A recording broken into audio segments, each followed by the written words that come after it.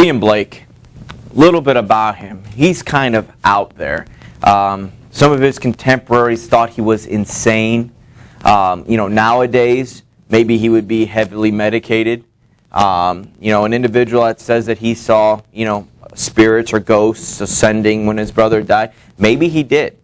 Okay, but people think that he's out there. And there was William Wordsworth, who we'll read and discuss in the next day or two. He said that there is something in the madness of this man which interests me more than the sanity of Lord Byron and Walter Scott. So something about this man is more interesting than these other people. Maybe there are some celebrities nowadays who are just so weird that they borderline genius in a way, just because they're so out there. And there's people that come about that are just so unlike anything else that we've seen before that it's almost like a new art form. Does that kind of make sense? And you probably are thinking of one or two different people. He was an individual who, was into art and was into eventually, religion and such, became a big part of his life. But as an artist, he was a very prolific poet, but he was also big time into painting. We'll see some of his paintings later on. But also a new type of art form, kind of relief etching, where you kind of etch out a negative of what you should have. Kind of know what I mean by that? If you have a photograph negative, the darks are the whites and the whites are the blacks, that type of thing. And so he can kind of do that same thing, but etching into a metal, which would be a long, long time. And so he etches out these scenes. He etches in his poems into it. And so it takes a lot of time. Very time-consuming, as it says. That's why on that page there it talks about how it can be some of the most valuable pieces of literary history that have survived. And you'll see some pictures of some of those etchings later on. But in essence, some of your money is relief etched, stamped. They have plates that are the mirror reflected image, and then they ink it, and then they stamp it, and it looks normal. Okay, so it's very similar to that.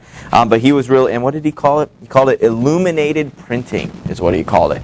So an art form that he kind of really pushes the boundaries on, and really became the forebearer of it and a front runner. So very interesting individual, and just out there mentally. Just not that the stuff we read today isn't going to be like, man, that guy was weird. It's just his personality is so different from some of those just normal people that we read about that are like everybody else.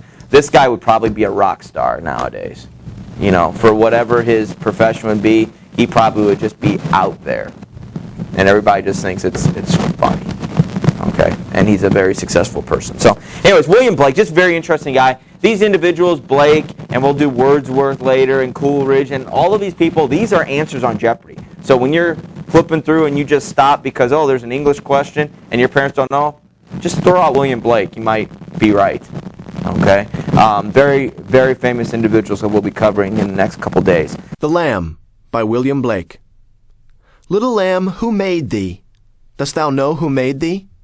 Gave thee life and bid thee feed by the stream and o'er the mead? Gave thee clothing of delight, softest clothing, woolly bright?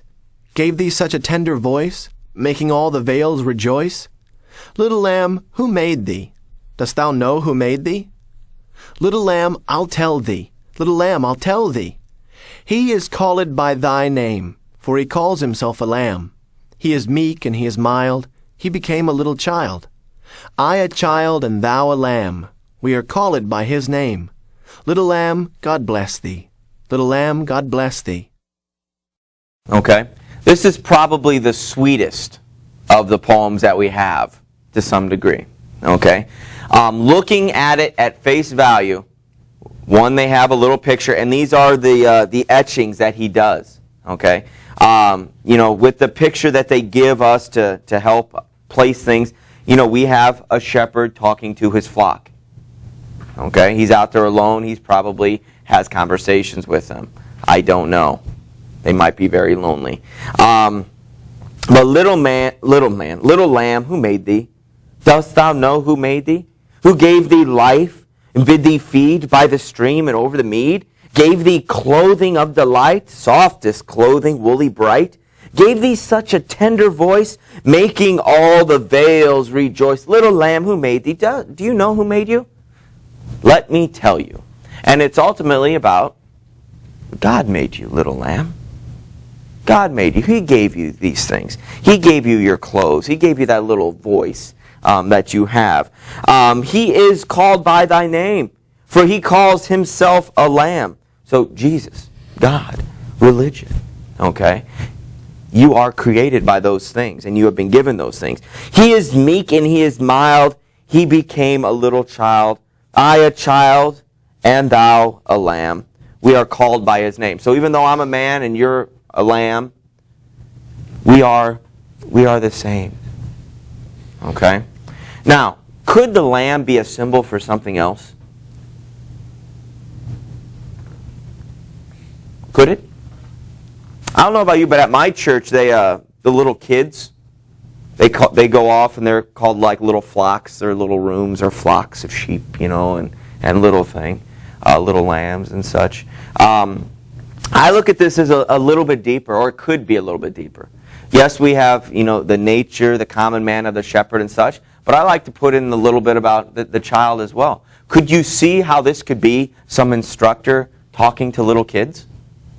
For every one of these lambs, little lamb, little child, do you know who gave you your little voice? Who gave you your little clothes? Do you know? Let me tell you. Let me tell you about him. He is of this name. You and I are the same. You and blah, blah, blah, blah, blah. So, you could see this being told to a kid, for Sunday school, and you can see this being told to somebody, or something out in a field. But somebody that is passionate about their religion and their faith, the nature and the common man, the shepherd, person of the flock, or even the child, the innocence of children. So it's a very short one, and it's one that I believe is pretty easy to comprehend and understand. Okay?